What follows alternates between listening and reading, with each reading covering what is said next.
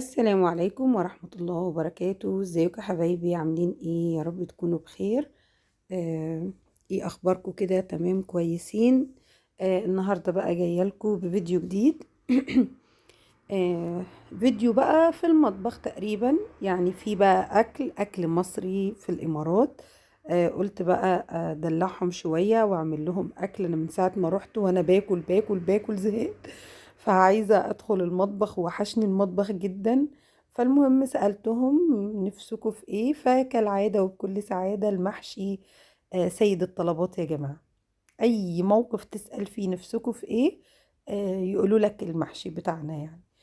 المهم انتوا طلعت انا والشيخ هنا نروح نجيب طلبات من الجمعية. فبرضو كالعادة هم لازم قبل اي حاجة يشربوا الكوفي او القهوة، زي ما اتعودتوا معانا بقى في الفيديوهات قبل كده. برضو جابت لنا واحدة اللي هي كوكيز. طعمها حلو قوي، بس هي ما جابت واحدة لان انا برضو ما كنتش قادرة، فادتني نص يعني، وهي اكلت نص. وكنا متغدين متأخر والواحد مش قادر ياكل، يعني يا دوب الكوفي حلو قوي. فهنا بي اسمه كده الكوفي دوت، كن او لا تكون يعني زي ما بيقولوا. المهم رحنا هنا الجمعية دي تقريبا مش فاكرة والله، في الطوار او في العوير، دول مكانين. تقريبا العوير تقريبا. المهم يعني ده مكان اسمه كده العوير. رحنا بقى نجيب طلبات المحشي كالعادة زي ما اتعودتوا معانا. المهم هم اغلب الحاجات بتاعتهم بيجيبوها من الجمعيات، يعني ما عندهمش اسواق زي اللي عندنا في مصر اللي هي بتبقى في الشارع وتروح تشتري، الا سوق الخضرة الكبير.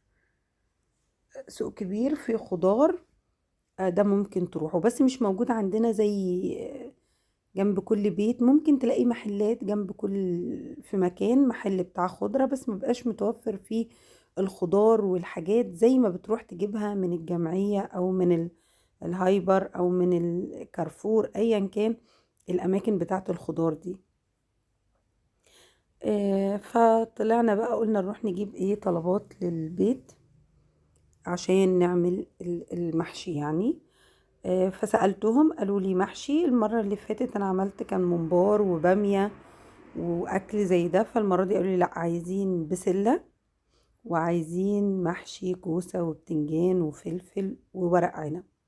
قلت من عيوني. هو ورق العنب كان طلب الولاد الصغيرين، هما اللي طلبوا ورق عنب، قالوا نفسنا في ورق العنب. فهنا بصوا جبنا كوسة وبتنجان وخضار، بصوا كمية الخضار وفلفل وطماطم. المهم حاجات كتير كده، طلبات ايه المحشي الكاملة يعني. وبقى اللي قال نفسي في بسلة. المهم انا كان وحشني المطبخ جدا، يعني انا بحب اطبخ، بحب الاكل، مش بحب الاكل اكل، بحب الاكل ان انا اطبخ يعني. خلصنا وجبنا البتاعة الطويلة اللي جوه الجاري ديت، ده بصل اخدناه. وهنا عارفين السفندي اللي هو الصغير الكرامنتينا ده اللي عندنا لقيناه هناك. فالمهم قعدنا ننقي منه انا وشيخة، جبنا شوية كده برضو للولاد. قلنا نجيب لهم لان انا عندي الولاد بيحبوه قوي الكرامنتينا دوت، خصوصا محمود، يعني ده عشق محمود. فالمهم قعدنا ننقي وخدنا موز، ومش فاكرة يعني خدنا شوية طلبات تانية كده، كملنا طلبات البيت اللي كانت ناقصة. ولازم جمعية يعني قسم الشيبسي والشوكولاتات. دخلنا على الشيبسيات يا جماعة. بقى ايه؟ بصوا انا هوريكم دلوقتي احلى والذ شيبسي ممكن تاكلوه في الامارات.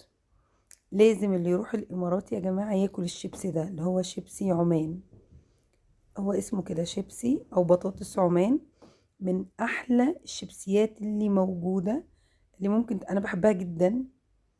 واحنا فاكرينه من سنين يعني، والحمد لله ان هو لسه موجود، ويا رب ما يروح خالص ولا يتغير. خلصنا برضو رحنا عند قسم البسكوتات، والمهم قعدنا نلف شوية ايه اللي ناقص ايه اللي مش عارفة ايه. و آه بناخد لكم جولة كده برضو في الجمعية زي ما انتوا شايفين. ده الزيوت قدامنا، هنا البسكوتات بأشكالها وأنواعها طبعا.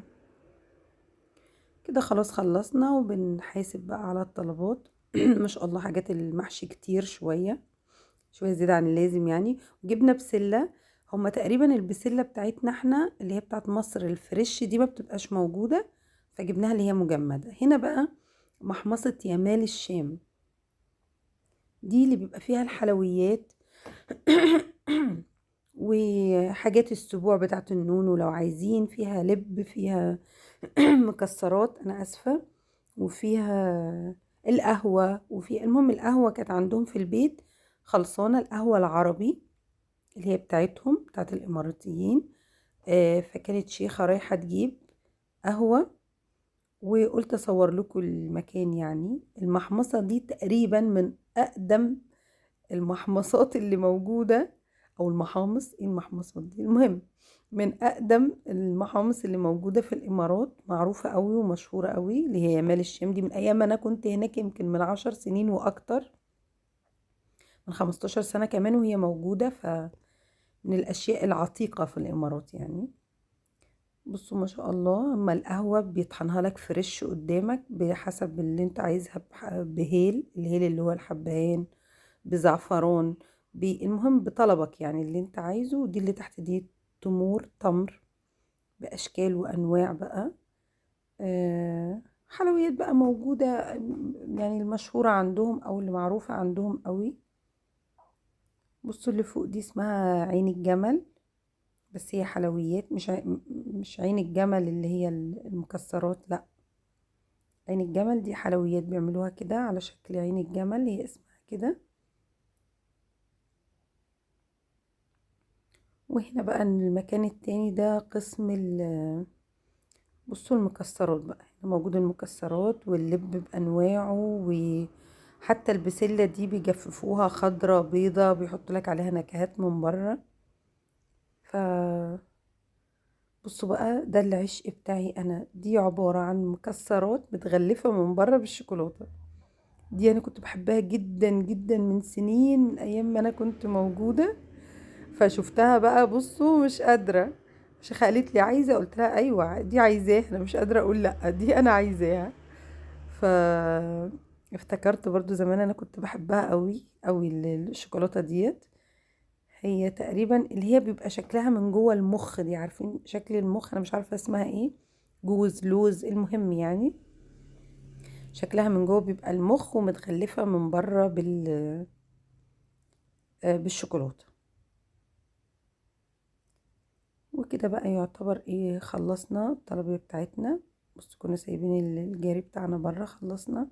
وكده بقى ايه، هنطلع على العربية عشان نرجع البيت. كده احنا كنا جايبين الطلبات دي بالليل، تاني يوم هنعمل اكلهم. عندهم الجامعة في البيت، اللي بيتجمعوا اخواتها كلهم في البيت، ده بيبقى يوم السبت. السبت بتبقى الجامعة، فالكلام ده كان يوم الجمعة. رحنا جبنا الطلبات عشان تاني يوم هيبقى كلهم موجودين في البيت، عشان يبقوا متجمعين وكلهم ياكلوا يعني من الأكل. يا رب ألف هنا وعافية. والحمد لله إن هو عجبهم، يعني زي ما قالوا، معرفش بقى هو عجبهم حقيقي ولا، بس يعني الحمد لله شكروا في الأكل، دي أهم حاجة. فكده خلاص خلصنا بقى. بصوا هنا ده المترو، كده خلاص وقف، الوقت كان متأخر فبيقف، وده مخرج طوارئ طبعا لو لا قدر الله في اي حاجة. فكده خلاص لما بيقف المترو، ان الوقت بتاعه بيخلص تقريبا الساعة 12 او حاجة زي كده، بيقف زي ما انتوا شايفين كده. قلت اصور لكم بقى ايه لقطة المترو كده وهو واقف في محطة مترو قريبة قوي من الراشدية، اللي هي اسمها سنتر بوينت، دي اقرب محطة مترو للراشدية. خلصنا هنا وجينا عند بنسوجات سنتر.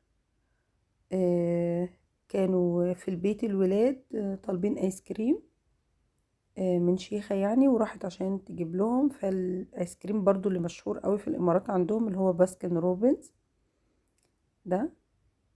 فهي طلبت لهم، طلبت لحنان والمهرة والعلي والمحمود، ده اللي هو العادي، الكاكاو الفانيليا، الكاكاو فانيليا، ايه، ايس كريم فانيليا، وده بتاع البنات تقريبا ريمبو او حاجة زي كده. المهم الوان كتير واطعم كتير في بعض يعني، الولاد زي بعض والبنتين زي بعض. وخلصنا بقى كده جولتنا برا البيت. وهنرجع بقى ايه عشان نشوف هنعمل ايه بالليل ونكمل ايه تاني يوم. بصوا يا جماعه، هو الاكل مش انا ما صورتش جامد، انا بس اخدت لكم لقطات كده لان زي ما قلت لكم انا نسيت الستاند بتاعي، فكنت بصور وانا ماسكه التليفون، فمش كان كل الاكل بعرف اصور، فاللي قدرت عليه صورته. عشان ايه اوريكم بس الاكل اللي احنا عملناه، يعني مش فكره وصفه قد ما هي فكره ايه اجواء المطبخ. يعني المهم انا كده بالليل في نفس اليوم طلعت عملت التسبيكه بالليل، حمرت البصلة كده كويس في شوية زيت حلوين، وبعدين نزلت عليهم بالطماطم زي ما انتوا شايفين كده، واديتها ايه تقليبة كده حلوة يعني معايا عشان خاطر ايه اظبطها، عشان تاني يوم تبقى جاهزة معايا، اعملها من بالليل وتبرد وتاني يوم اشتغل فيها على طول. حطيت شوية كزبرة وشوية فلفل اسود وشوية كمون وشوية شطة وشوية ملح. دي الخلطة اللي انا بحبها، واهم حاجة الكمون والكزبرة في خلطة المحشي. زي ما انتوا شايفين كده قلبتها شوية. دي الخلطة دي بتاعت المحشي بتاع الكوسة والبتنجان والفلفل. وبقى هسيبها ضربت طماطم تاني لان الكمية ما شاء الله كانت كبيرة، وهسيبها بقى تتسبك براحتها خالص. بصوا بقى بالليل انا في الوقت ده بس ما صورتش، عملت ورق العنب كله، يعني عملت اسمها ايه الخضار بتاعه ولفيته وخلصته وحطيته في التلاجة لتاني يوم.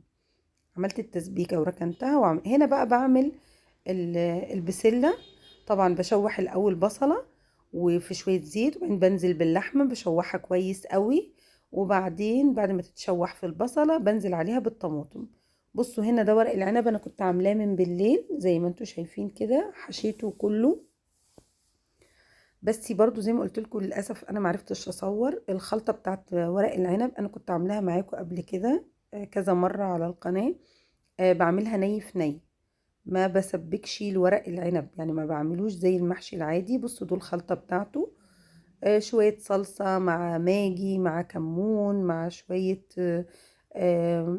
ليمون معصور مع دبس الرمان، بضربهم في الخلاط وبحطهم هنا. برضو قورت الكوسة والبتنجان بالليل. هنا دي الخلطة بقى اللي انا عملت الصلصة، قمت الصبح قلبتها في بعضها. عملت الصلصة من بالليل وقلبت الرز فيها الصبح والخضار. بصوا هنا شوية بدأت اللحمة تدخل في السوا، ومعايا التسبيكة بدأت ايه تقل، دي بتاعت البسلة اللي فيها لحمة، دي بتاعت البسلة. برضو كنت سلقة شوية لحمة عشان اعمل شوربة اسقي بيها المحشي بتاع الكوسة والبتنجان. بصوا بنزل الخلطة اللي انا عملتها في الخلاط زي ما قلت لكم، شوية مية او شوربة، بحط عليهم معلقتين صلصة، وبحط عليهم ماجي، وبحط عليهم كمون وفلفل اسود وشوية ملح وشوية ليمون معصور، وكمان دبس رمان، وبضربهم في الخلاط وبقلبهم بقى على ورق العنب. بيطلع معاكي طعم ورق العنب تحفة. هنا بقى ادي البسلة انا بحطها متجمدة زي ما هي ما بفكهاش، يعني بحط الخضار متجمد على الصلصة زي ما انتوا شايفين كده، عشان ايه تطلع معايا البسلة احلى بسلة ممكن تدوقوها. ودقيت بعد شوية كده، دقيت فص توم وشوية ملح وحطيته على البسلة. معايا ادي ورق العنب بقى شايفين بيغلي واخد راحته عشان يطلع، بصراحة طلع طعمه وهم. هنا كده حشيت الكوسة والبتنجان زي ما انتوا شايفين معايا كده، وهنا كمان حطيت عليه الشوربة وحطيته على العين عشان يستوي.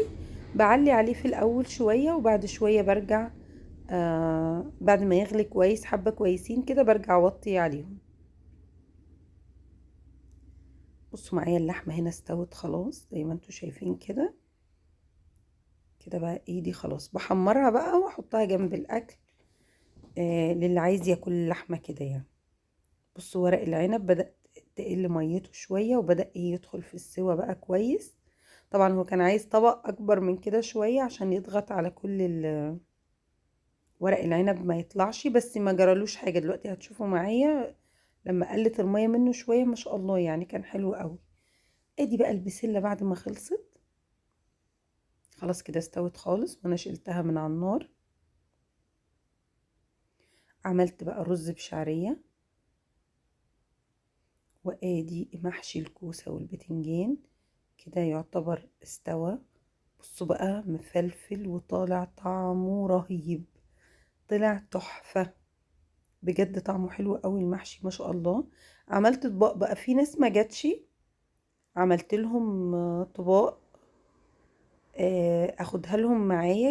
كنا معزومين في اليوم ده بس على بالليل عند بيت ابو جنبر، هتشوفوا برضو العزومة معايا. فعملت له اطباق اخد معايا البيت هناك، لان كانوا برضو الولاد عنده طالبين. ادي الرز، وادي هنا الرز الابيض بتاعهم ده اللي هو البسمتي، وادي هنا البسلة حطيتها برضو في الحرارة او الطبجة دي عشان تفضل سخنة. دي فراخ مشوية، البسلة باللحمة بتاعتنا، وادي الرز بالشعرية، وادي ورق العنب زي ما انتوا شايفين. ونزلت بقى اللي اتاكل اتاكل، والباقي وزعته في اطباق زي كده. اللي ما جاش حطيت له نصيبه. وهنا بقى بنجهز كده عشان نروح العزومة بتاعت آه، بيت اخويا ناصر يعني. واستنوا بقى معايا الفيديو الجاي عشان تشوفوا العزومة كاملة ان شاء الله من اولها لاخرها. وبتمنى بقى الفيديو بتاع النهاردة يكون عجبكم، وما تنسوش الاشتراك في القناة وتفعلوا زر الجرس عشان يوصل لكم كل جديد. ومع السلامة.